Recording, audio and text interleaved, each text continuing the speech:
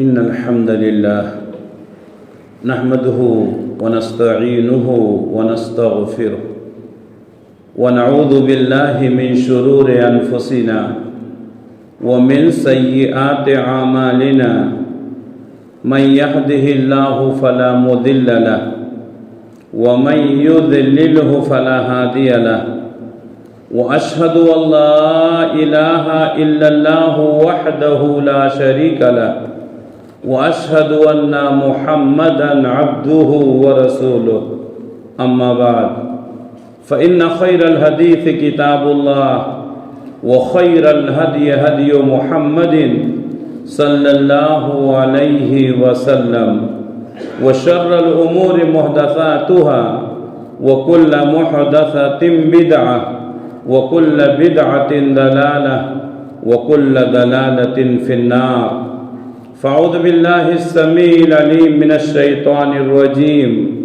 بسم الله الرحمن الرحيم قاف والقرآن المجيد بل عجبوا أن جاءهم منذر منهم فقال الكافرون هذا شيء عجيب أئذا متنا وكنا ترابا ذلك رجع بعيد قد علمنا ما تنقص الأرض منهم وعندنا كتاب حفيظ بل كذبوا بالحق لما جاءهم فهم في أمر مريج يا أيها الذين آمنوا اتقوا الله حق تقاته ولا تموتن إلا وأنتم مسلمون يا أيها الناس اتقوا ربكم الذي خلقكم من نفس واحدة وخلق منها زوجها وبث منهما رجالا كثيرا ونساء واتقوا الله الذي تساءلون به والأرحام إن الله كان عليكم رقيبا يا أيها الذين آمنوا اتقوا الله وقولوا قولا سديدا يصلح لكم أعمالكم ويغفر لكم ذنوبكم ومن يطع الله ورسوله فقد فاز فوزا عظيما ہر طرح کی تعریف اللہ رب العالمین کے لیے لائق اور زیبا جو سارے جہان کا اکیلا خالق ہے، مالک ہے، حاکم ہے، رازق ہے، جو اپنے عرش پر ہوتے ہوئے پوری کائنات کا نظام چلا رہا ہے۔ بعدہ اس کے تمام نبیوں اور رسولوں پر درود و سلام نازل ہوں، خصوصاً آخری نبی حضرت محمد مصطفیٰ صلی اللہ علیہ وسلم پر۔ محترم حاضرین، اللہ تبارک و تعالیٰ نے ہم سب کو پیدا کیا، رشد و ہدایت کے لیے بہت سارے نبیوں اور رسولوں کو بھیجا، اچھے اور برے کاموں کی تمیز بتائی، اچھے کاموں کے کرنے کا انعام کیا ہے اس کو ذکر کیا گیا، برے اور گناہ کے کاموں کے کرنے سے نقصان کیا ہے اس کو بتایا گیا۔ اللہ کے نبی صلی اللہ علیہ وسلم فرماتے ہیں کہ کوئی بھی کام ایسا نہیں ہے جو تمہارے لیے خیر کا سبب ہو مگر میں نے اس کی وضاحت کر دی ہے، اور کوئی بھی کام ایسا نہیں ہے جو تمہارے لیے نقصان دہ ہو میں نے اس کی بھی وضاحت کر دی ہے۔ ترکتکم علی محطۃ البیضاء، ہم نے تم کو ایک روشن شاہراہ پر چھوڑا ہے، لیلھا کنہارھا، اس کی راتیں بھی دن کی طرح روشن ہیں۔ یعنی اللہ کے نبی صلی اللہ علیہ وسلم نے اللہ کے حکم سے سب کچھ بتا دیا۔ کسی بھی کام میں ذرہ برابر اگر بھلائی ہے تو اس کا ذکر کیا گیا ہے، کسی بھی کام میں ذرہ برابر اگر گناہ ہے تو اس کا بھی ذکر کیا گیا۔ گناہ دو طرح کے ہوتے ہیں، ایک چھوٹا گناہ، ایک بڑا گناہ۔ چھوٹے گناہ اپنے آپ نیکیوں کے ذریعے سے معاف ہو جاتے ہیں، وضو کرتے ہیں، نماز پڑھتے ہیں، روزہ رکھتے ہیں، حج کرتے ہیں، چھوٹے چھوٹے گناہ ہماری نیکیوں سے معاف ہو جاتے ہیں۔ لیکن بڑے بڑے گناہوں کے لیے توبہ کرنا، استغفار کرنا اور آئندہ نہ کرنے کا عہد کرنا، یہ سب ضروری ہوتا ہے۔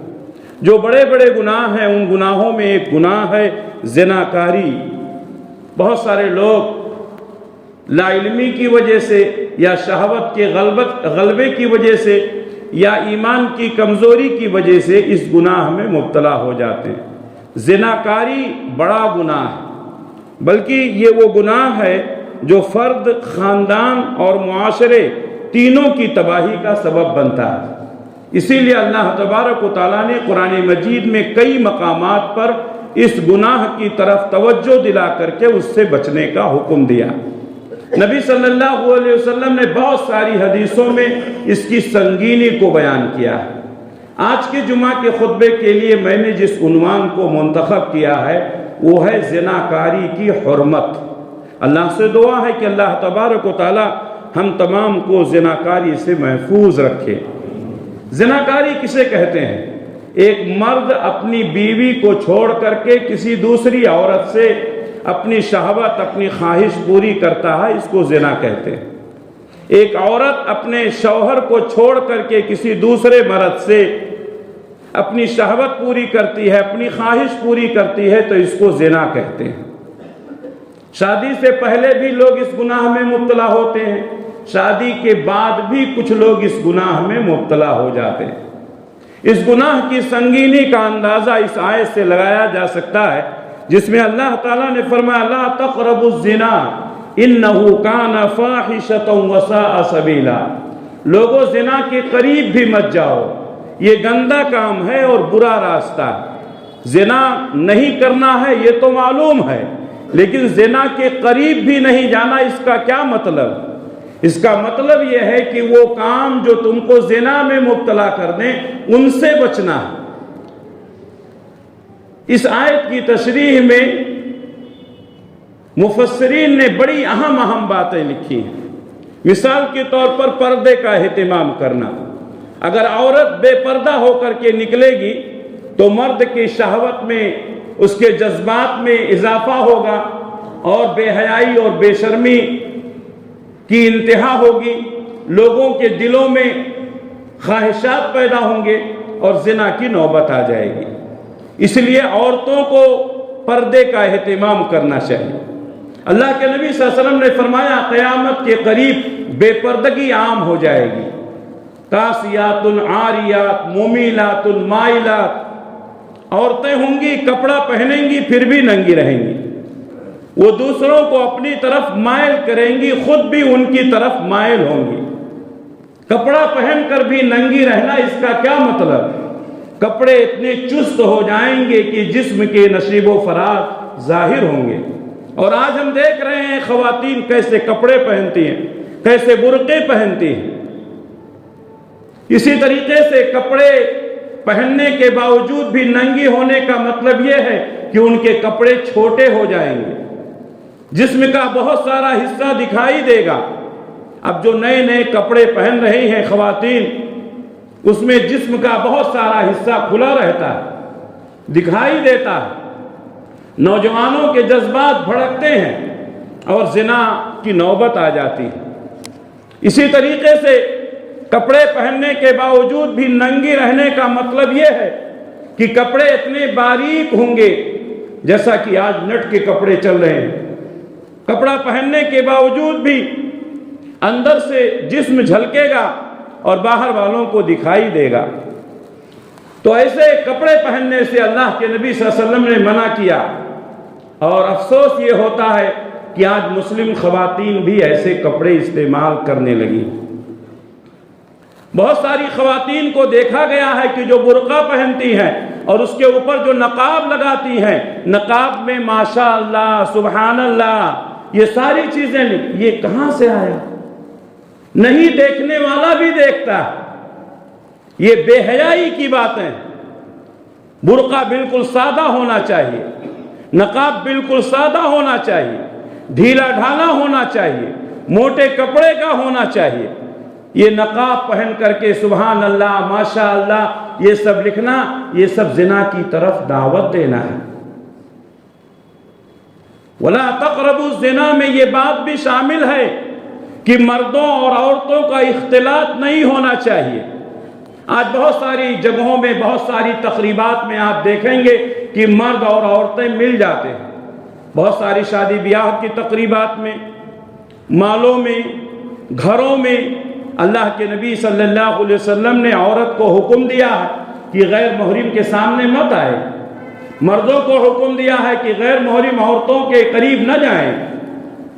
اسی طریقے سے مردوں کا غیر محرم عورتوں سے یا عورتوں کا غیر محرم مردوں سے بات چیت کرنا، چاہے وہ آمنے سامنے کی بات ہو یا موبائل کے ذریعے سے ہو یا فیس بک اور واٹس ایپ کے ذریعے سے ہو، یہ ساری چیزیں زنا کی طرف لے جاتی ہیں۔ کتنی خواتین اور کتنے مرد ہیں جو فیس بک پر ایک دوسرے سے دوستی کرتے ہیں، یہ دوستی محبت میں بدلتی ہے اور محبت زناکاری تک پہنچاتی ہے اور معاشرے اور خاندان کی بدنامی کا سبب بنتا ہے۔ تو یہ موبائل ہمارے لیے ایک فتنہ بن کر آیا ہے۔ مرد حضرات کو بھی احتیاط کے ساتھ اس کا استعمال کرنا چاہیے، خواتین کو بھی احتیاط کے ساتھ اس کا استعمال کرنا چاہیے۔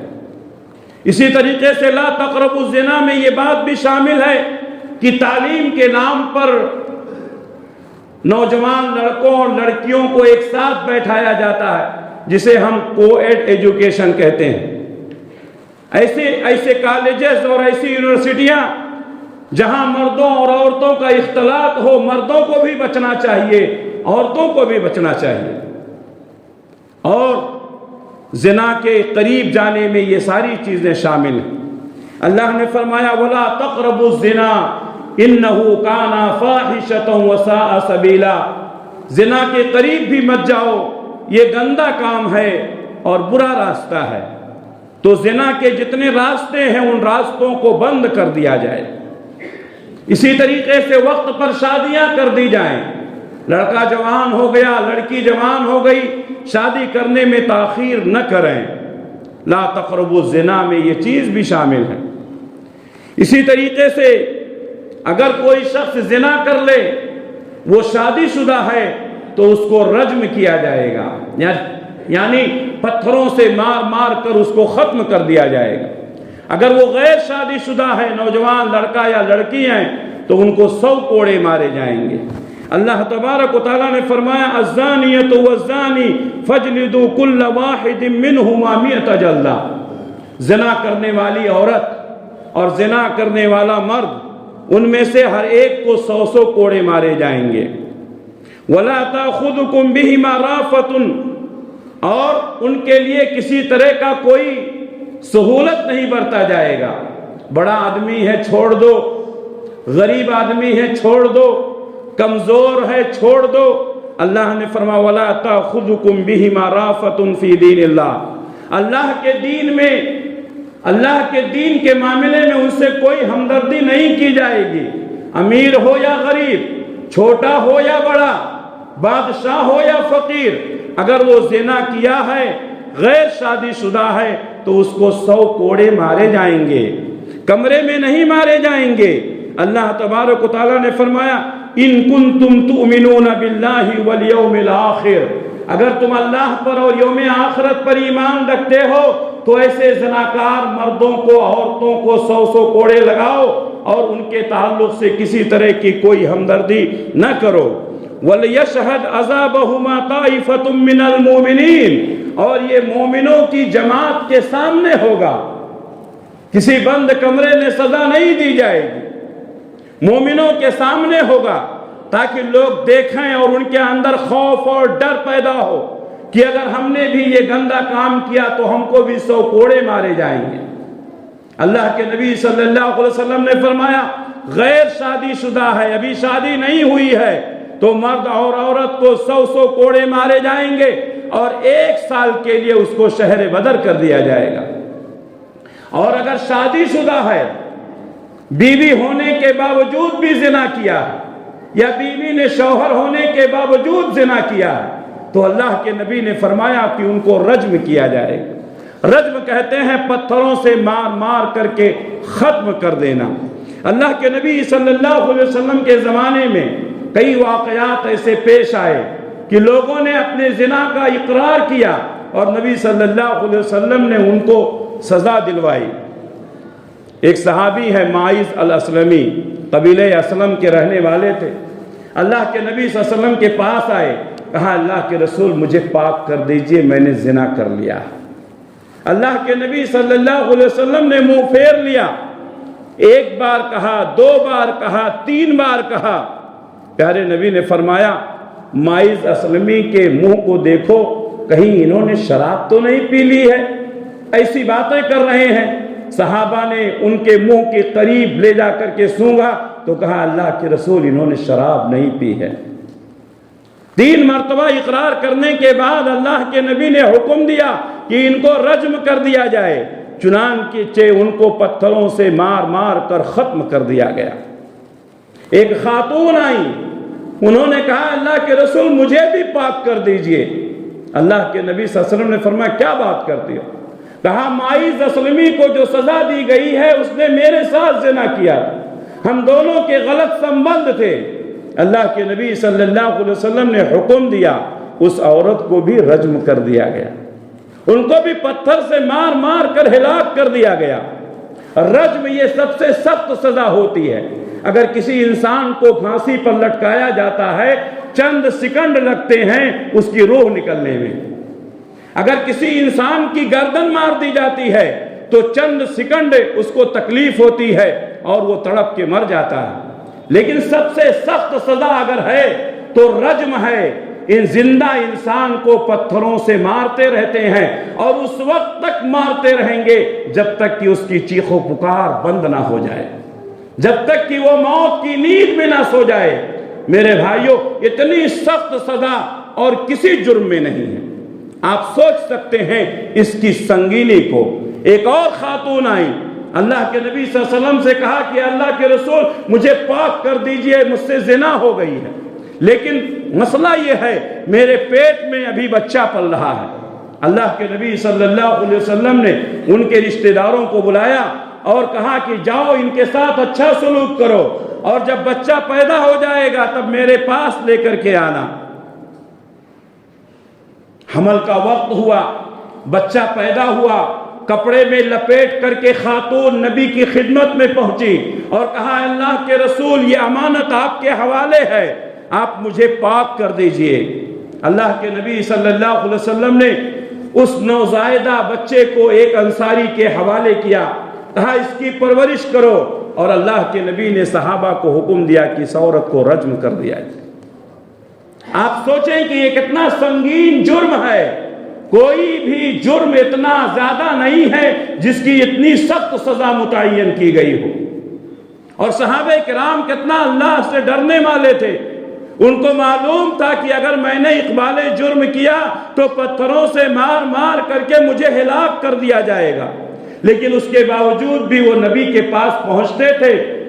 وہ سمجھتے تھے کہ یہ دنیا کا عذاب یہ کم ہے، آخرت کا عذاب بہت زیادہ ہے۔ میرے بھائیوں، لیکن یہ سزا اس وقت دی جائے گی جب اسلامی حکومت قائم ہو، مسلمانوں کا خلیفہ ہو، اور مسلمانوں کا خلیفہ اور امیر یا قاضی یہ فیصلہ کرے۔ ہم اپنے آپ یہ فیصلے نہیں کر سکتے ہیں۔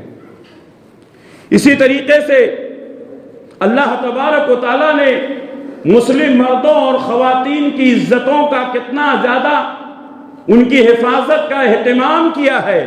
کوئی عورت کسی مرد کے اوپر الزام نہ لگائے، کوئی عورت کسی مرد کے اوپر الزام نہ لگائے، کوئی مرد کسی عورت کے اوپر الزام نہ لگائے۔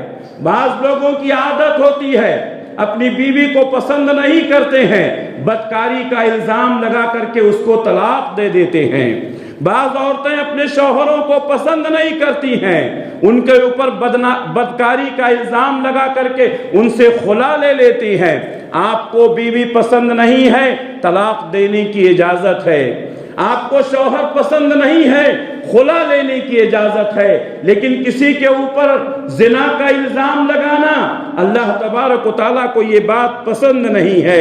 اللہ نے فرمایا والذین یرمون المحصنات جو لوگ پاک دامن عورتوں کے اوپر زناکاری کا الزام لگاتے ہیں ثم لم یاتوا باربعۃ شہداء، پھر وہ 4 گواہ نہیں پیش کرتے ہیں، فجلدوہم 80 جلدہ، تو ان کو 80 کوڑے مارے جائیں گے۔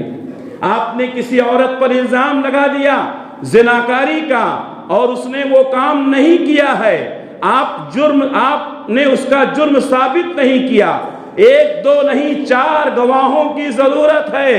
ہر کام کے لیے اللہ تعالیٰ نے 2 گواہوں کی شرط رکھی ہے، لیکن زناکاری اور بدکاری کے الزام کے لیے اللہ نے 4 گواہوں کی شرط رکھی ہے۔ آپ سوچ سکتے ہیں کہ انسان کی عزت کتنی محترم ہے۔ آپ کسی عورت پر الزام لگاتے ہیں، 4 گواہ پیش کرنا ہے۔ یہ آیت سن کر کے ایک صحابی اللہ کے نبی صلی اللہ علیہ وسلم کی خدمت میں حاضر ہوئے، کہا اللہ کے رسول، اگر میں اپنے بیوی کو کسی غیر مرد کے ساتھ دیکھ لوں تو میں 4 گواہ ڈھونڈنے جاؤں گا، یہ تو ناممکن ہے۔ پیارے نبی نے فرمایا میں تمہاری غیرت کی قدر کرتا ہوں، لیکن میں تم سے زیادہ غیرت مند ہوں اور اللہ مجھ سے بھی زیادہ غیرت مند ہے۔ اللہ تبارک و تعالیٰ کسی کی عزت کے ساتھ کھلواڑ کرنے کو پسند نہیں کرتا ہے۔ جب تک تم 4 گواہ نہیں پیش کرو گے تمہاری گواہی نہیں مانی جائے گی، اور اگر گواہ پیش نہیں کرو گے 80 کوڑے مارے جائیں گے۔ اللہ کے نبی صلی اللہ علیہ وسلم کی بیوی پر الزام لگایا گیا، واقعہ افک، جسے اللہ تعالیٰ نے سورہ نور کے اندر بیان کیا ہے۔ حضرت عائشہ صدیقہ رضی اللہ تعالیٰ عنہا اور صفوان ابن معطل کے ساتھ یہ الزام تھا۔ ایک لمبا واقعہ ہے اور اس سے پہلے میں بیان کر چکا ہوں۔ تو منافقین نے یہ ہوا پھیلائی اور بعض سادہ قسم کے مسلمان بھی اس کی لپیٹ میں آ گئے۔ جب اللہ تبارک و تعالیٰ نے حضرت عائشہ صدیقہ رضی اللہ تعالیٰ عنہا کے برات کے تعلق سے آیت اتاری تو منافقین کو تو سزا نہیں دی گئی، لیکن جو کمزور ایمان والے مومن تھے، مسلمان تھے، اللہ کے نبی صلی اللہ علیہ وسلم کے حکم سے ان کو 80 کوڑے مارے گئے۔ میرے بھائیوں، آپ دیکھیں کہ اللہ تعالیٰ آپ کی عزتوں کا کتنا احترام کرتا ہے، ہماری عزتوں کا کتنا احترام کرتا ہے۔ ہر انسان کی عزت ہوتی ہے، امیر ہو یا غریب، چھوٹا ہو یا بڑا، مرد ہو یا عورت۔ اگر ہم نے کسی کی عزت کے ساتھ کھلواڑ کیا قیامت کے دن ہم اللہ کے یہاں مجرم ہوں گے۔ اللہ کے نبی صلی اللہ علیہ وسلم نے فرمایا کسی کے خون کے ساتھ کھلواڑ کرنا، کسی کے مال کے ساتھ کھلواڑ کرنا، کسی کی عزت کے ساتھ کھلواڑ کرنا، اللہ نے اس کو حرام قرار دیا۔ اس لیے کبھی بھی کسی کے اوپر الزام نہ لگائیں۔ اللہ کے نبی صلی اللہ علیہ وسلم صحابہ کرام سے بیعت کرتے تھے، صحابیات سے بھی بیعت کرتے تھے۔ جس طریقے سے مرد حضرات آپ کی خدمت میں حاضر ہو کر کے آپ کے ہاتھ پر بیعت کرتے تھے کہ ہم یہ کریں گے، یہ نہیں کریں گے، خواتین بھی آپ کے پاس آتی تھیں۔ میں آپ کو بتا دوں کہ مرد حضرات اللہ کے نبی کے ہاتھ پر ہاتھ رکھ کر بیعت کرتے تھے، لیکن خواتین نبی صلی اللہ علیہ وسلم کے ہاتھ پر ہاتھ نہیں رکھتے تھے۔ اللہ کے نبی صلی اللہ علیہ وسلم نے کبھی کسی غیر محرم خاتون کا ہاتھ نہیں چھوا۔ آج بیعت کے نام پر خواتین کی عزتوں کے ساتھ کھلواڑ کیا جاتا ہے اور کہا جاتا ہے کہ یہ بیعت سنت ہے۔ اللہ کے نبی صلی اللہ علیہ وسلم زبانی بیعت کرتے تھے۔ بیعت کرنے کے لیے جہاں مرد آتے تھے وہیں عورتیں بھی آتی تھیں۔ مرد ہاتھ پر ہاتھ رکھ کر بیعت کرتے تھے اور عورتیں زبان سے بیعت کرتی تھیں۔ اللہ تعالیٰ نے فرمایا یا ایھا النبی اذا جاءک المؤمنات، اے نبی جب تمہارے پاس مومن عورتیں آئیں، یباعینک، اور وہ تم سے بیعت کریں، اللہ یشرکنا باللہ شیئا، کہ وہ اللہ کے ساتھ کسی کو شریک نہیں کریں گی، ولا یسرقنا، اور چوری نہیں کریں گی، ولا یزنینا، اور زنا نہیں کریں گی، ولا یقتلنا اولادہن، اور اپنی اولاد کو قتل نہیں کریں گی، ولا یاتینا ببہتان یفترینہ بین ایدیہن وارجلہن، اور کسی کے اوپر کوئی الزام نہیں لگائیں گی جو انہوں نے اپنے آپ سے گڑھا ہے، اس کی کوئی حقیقت نہیں ہے۔ ولا یعصینک فی معروف، اور نیک معاملات میں آپ کی نافرمانی نہیں کریں گی، یعنی آپ کے حکم کی فرما برداری کریں گی۔ واستغفر لہن اللہ، تو آپ ان کے لیے اللہ سے مغفرت کی دعا کریں۔ ان اللہ غفور الرحیم، بے شک اللہ تعالیٰ بخشنے والا ہے، رحم کرنے والا۔ اس میں خواتین کتنی چیزوں سے بیعت کرتی تھی، اس میں ایک ہے ولا یزنین، وہ زنا نہیں کریں گے۔ اللہ کے نبی صلی اللہ علیہ وسلم زنا نہ کرنے پر بیعت کرتے تھے۔ آج اس کام کو معمولی سمجھ لیا گیا۔ ایک حدیث میں تو اللہ کے نبی نے فرمایا انسان کے اعضاء زنا کرتے ہیں، آنکھیں زنا کرتی ہیں، زبان زنا کرتا ہے، کان زنا کرتے ہیں، ہاتھ زنا کرتے ہیں۔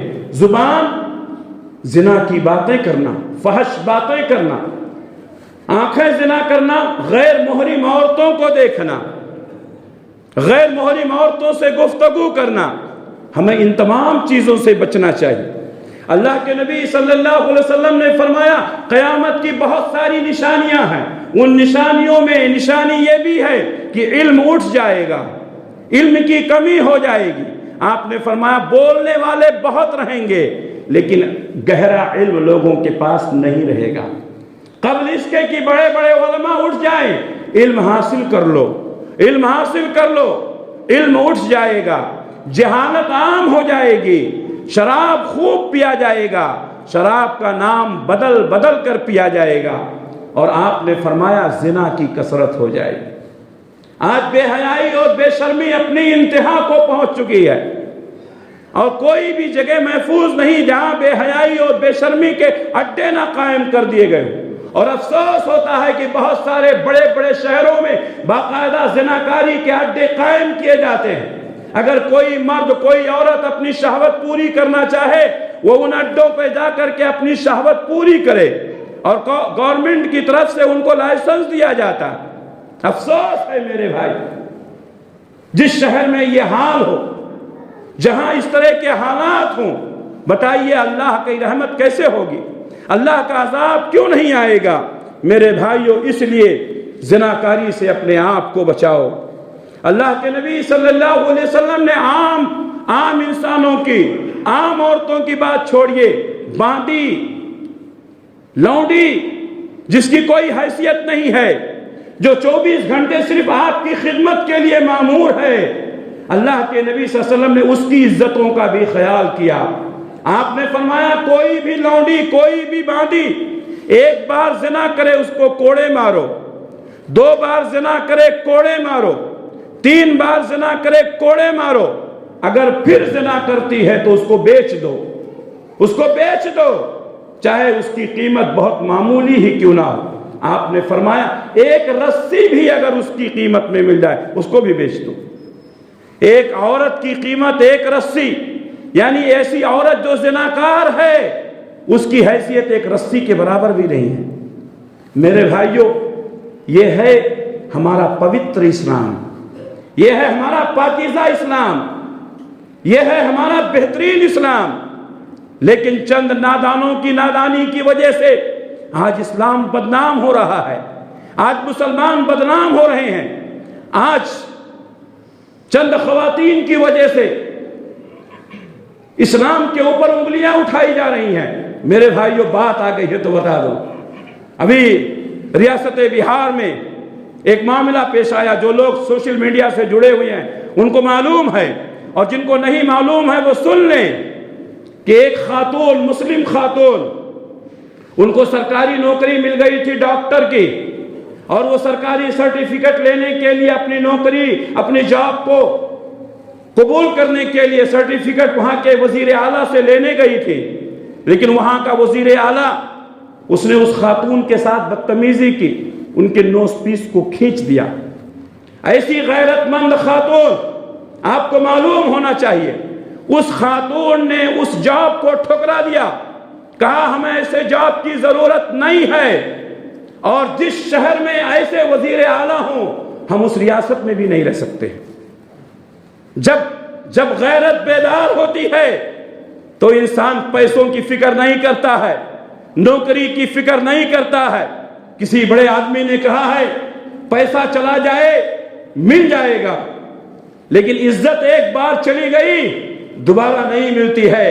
میرے بھائیوں، ہر انسان کو اپنی عزت محبوب ہے، اسی لیے کوئی بھی انسان جب گر جاتا ہے وہ پہلے یہ نہیں دیکھتا ہے کہ اس کو چوٹ کہاں لگی ہے، وہ دیکھتا ہے کہ کسی نے دیکھا تو نہیں، فوراً دیکھتا ہے کہ مجھے گرتے ہوئے کسی نے دیکھ تو نہیں لیا۔ یہ ہے عزت۔ اپنی عزتوں کو باقی رکھو۔ اے قوم کے نوجوانوں، تم جماعت کی آبرو ہو۔ اے قوم کی بیٹیوں، تم جماعت کی آبرو ہو۔ اگر تمہاری نادانی، تمہاری غلطی پورے اسلام کی بدنامی کا سبب بن سکتی ہے، پوری ملت کی بدنامی کا سبب بن سکتی ہے، اس لیے اپنے عزتوں کی حفاظت کرو۔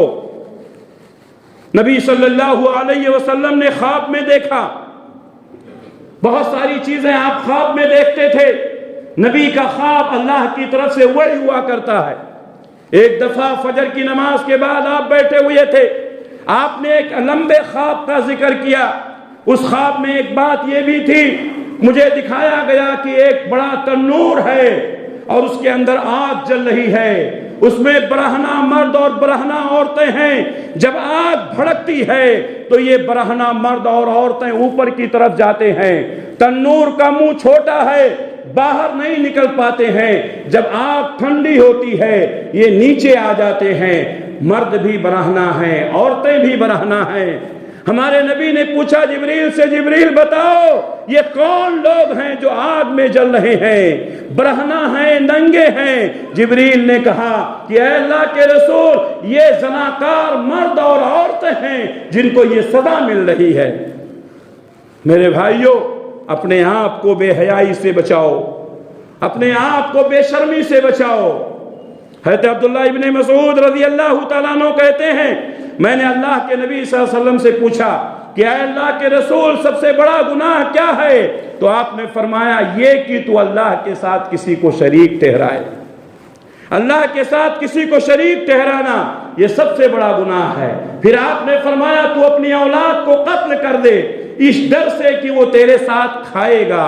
میرے بھائیوں، آپ سمجھتے ہیں کوئی اپنے اولاد کو قتل کرتا ہے؟ ہاں قتل کرتے ہیں۔ یہ جو فیملی پلاننگ چل رہی ہے، زیادہ بچے نہیں پیدا کرنا، کیوں؟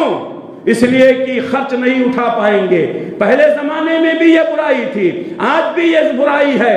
ہم اپنے درمیان بہت سارے لوگوں کو دیکھتے ہیں جن کے پاس 10 بچے، 12 بچے تھے، اور آج حالت یہ ہے کہ ایک بچہ 2 بچہ بڑی مشکل سے لوگ پیدا کرتے ہیں۔ یہ فیملی پلاننگ ہے۔ اللہ نے ان کو بھی روزی دیا، ہم کو بھی دے گا، آنے والے کو بھی دے گا، اس لیے ان تمام چیزوں سے اپنے آپ کو بچاؤ۔ تیسرے نمبر پہ آپ نے فرمایا اپنے پڑوسی کی عورت سے، اپنے پڑوسی کی بیوی سے زنا کرنا۔ عام عورتوں سے زنا کریں گے ایک گناہ ہے، اپنی پڑوسی کی عورت سے زنا کریں گے ڈبل گناہ ہے۔ کیوں؟ پڑوسی میں ایک دوسرے کے لوگ معاون و مددگار ہوتے ہیں۔ آپ اپنا گھر چھوڑ کر آئے ہیں، کیوں؟ آپ کو معلوم ہے کہ آپ کے محلے کے لوگ نیک ہیں۔ آپ نے اپنے پڑوسی کی بیوی کے ساتھ زنا کیا تو آپ نے وشواس گھات کیا۔ پڑوسی کی عورت کے ساتھ زنا کرنے سے ڈبل گناہ ملتا ہے۔ اللہ کے نبی نے فرمایا ایک زانی جب زنا کرتا ہے تو وہ مومن نہیں رہتا ہے، اس کا ایمان نکل جاتا ہے، ایمان کمزور ہو جاتا ہے، یا ایمان چھتری کی طرح سے اس کے اوپر ہو جاتا ہے۔ جب زنا سے فارغ ہوتا ہے پھر لوٹ آتا ہے، یا ایمان کی کمی ہو جاتی ہے۔ پیارے نبی نے فرمایا جب کسی بھی بستی میں زناکاری عام ہو جائے، ربا عام ہو جائے، تو ان لوگوں نے اپنے اوپر اللہ کے عذاب کو حلال کر لیا ہے۔ اب اللہ کا عذاب آئے گا، اور اللہ کے عذاب مختلف شکلوں میں آتے ہیں۔ کہیں ہمارے اوپر جو یہ عذاب آئے ہیں ہماری ان گناہوں کا نتیجہ تو نہیں ہے۔ ربا، سود اور زنا، فحاشی و بدکاری، یہ دونوں جب عام ہو جائیں تو اللہ کے نبی نے فرمایا ایسے لوگوں کے اوپر اللہ کا عذاب آتا ہے۔ ان لوگوں نے اپنے اوپر اللہ کے عذاب کو حلال کر لیا۔ ایک شخص نوجوان اللہ کے نبی صلی اللہ علیہ وسلم کی خدمت میں آیا اور اس نے کہا اے اللہ کے رسول، آپ مجھے جو بھی حکم دیں میں آپ کی ہر بات ماننے کے لیے تیار ہوں، لیکن میری ایک کمزوری ہے، میں زنا نہیں چھوڑ سکتا، میں زنا کا عادی ہو گیا. صحابہ کرام اس نوجوان کی طرف لپکے. اللہ کے نبی صلی اللہ علیہ وسلم کتنے بہترین معلم ہیں. آپ نے امت پر کس قدر شفقت فرمائی ہے. ایک ایسا بگڑا ہوا نوجوان جو نبی سے زنا کی اجازت چاہتا ہے، صحابہ نے اس کو پکڑنا چاہا. نبی نے فرمایا اس کو میرے قریب لاؤ، میرے قریب لاؤ. پیارے نبی نے پوچھا بیٹا بتاؤ تم اپنی بہن کے ساتھ، تمہاری بہن کے ساتھ کوئی زنا کرے تم پسند کرو گے؟ کہا نہیں. کہا تمہاری ماں کے ساتھ کوئی زنا کرے پسند کرو گے؟ کہا نہیں. کہا تمہاری پھوپھی کے ساتھ کوئی زنا کرے پسند کرو گے؟ کہا نہیں. کہا اللہ کے رسول نے فرمایا تم جس کے ساتھ زنا کرو گے وہ بھی تو کسی کی بیٹی ہے، وہ بھی تو کسی کی بہن ہے، وہ بھی تو کسی کی ماں ہے، وہ بھی تو کسی کی پھوپھی ہے، وہ بھی تو کسی کی خالہ ہے. پھر پیارے نبی صلی اللہ علیہ وسلم نے اس نوجوان کے سینے پر ہاتھ رکھا. کہا اے اللہ اس کے دل کو پاک کر دے، اے اللہ اس کے جسم کو پاک کر دے، اے اللہ اسے برے خیالوں سے پاک کر دے. صحابہ کرام کہتے ہیں کہ نبی کی نصیحت کے بعد اس نوجوان نے کسی عورت پر غلط نگاہ ڈالنا تو چھوڑو، اس نے کسی عورت کی غیر محرم کی طرف نگاہ اٹھا کر دیکھا بھی نہیں. میرے بھائیوں بڑا سنگین مسئلہ ہے، بڑی تیزی کے ساتھ زناکاری پھیل رہی ہے. اللہ سے توبہ کرو. اگر آپ زنا سے بچنا چاہتے ہیں تو آپ اپنی نگاہوں کی حفاظت کریں. اگر آپ زنا سے بچنا چاہتے ہیں تو تنہائی میں اللہ کا خوف پیدا کریں. اکیلے میں رہیں تو اللہ سے ڈریں، اس لیے کہ اکیلے میں شیطان وسوسوں میں مبتلا کر دیتا ہے. اسی طریقے سے اگر آپ زناکاری سے بچنا چاہتے ہیں تو نکاح میں جلدی کریں، نکاح کو آسان بنائیں. ہمارے لوگوں نے نکاح کو مشکل کر دیا ہے، لاکھوں کروڑوں روپے کا انتظام کرنا پڑتا ہے. ہماری نگاہ میں وہ نکاح بہتر ہے جس میں بہت زیادہ خرچ کیا جائے. پیارے نبی نے فرمایا سب سے برکت والا نکاح وہ ہے جس میں سب سے کم خرچ کیا جائے. جس چیز کو آسان بنایا تھا دین نے، ہم اور آپ نے اس کو مشکل بنا دیا. اگر کوئی نوجوان ہے شادی کرنے میں تاخیر ہو رہی ہے تو اس کو چاہیے کہ وہ روزوں کا اہتمام کرے. اسی طریقے سے اگر آپ زناکاری سے بچنا چاہتے ہیں اچھے اور نیک لوگوں کی صحبت اختیار کریں. برے لوگوں کی صحبت میں رہیں گے بری عادتیں پڑ جائیں گی. اگر کسی سے زنا ہو گیا ہے، اللہ نہ کرے، اللہ تعالی ہم سب کی حفاظت فرمائے، لیکن اگر کسی سے زنا ہو گیا ہے تو اب وہ کیا کرے؟ وہ سچے دل سے توبہ کر لے. ابھی توبہ کر لے، ابھی توبہ کر لے. نماز سے پہلے، جمعہ کی نماز سے پہلے توبہ کر لیں. اللہ تبارک و تعالیٰ کا اعلان ہے کہ اے میرے بندے اگر تو زمین سے لے کر کے آسمان تک گناہوں میں ڈوبا ہوا آئے گا اور تو نے سچے دل سے مجھ سے توبہ کی، میں تیرے گناہوں کو معاف کر دوں گا. ایسے نوجوان لڑکے اور لڑکیاں جو اس بے حیائی میں مبتلا ہو گئے ہیں، جنہوں نے یہ جرم کیا ہے، آپ کو کسی کے سامنے ظاہر کرنے کی ضرورت نہیں ہے. ابھی توبہ کریں، اسی وقت توبہ کریں. یقیناً اللہ تعالیٰ گناہوں کو معاف کرنے والا ہے. اللہ سے دعا ہے کہ اللہ تعالیٰ میری آپ کی پوری ملت کی حفاظت فرمائے. اللہ سے دعا ہے کہ اللہ تبارک و تعالی ہم سب کو سنتوں کی پیروی کرنے کی توفیق عنایت فرمائے. اقول قولی ھذا واستغفر اللہ لی ولکم ولسائر المؤمنین من کل ذنب فاستغفروہ انہ هو الغفور الرحیم.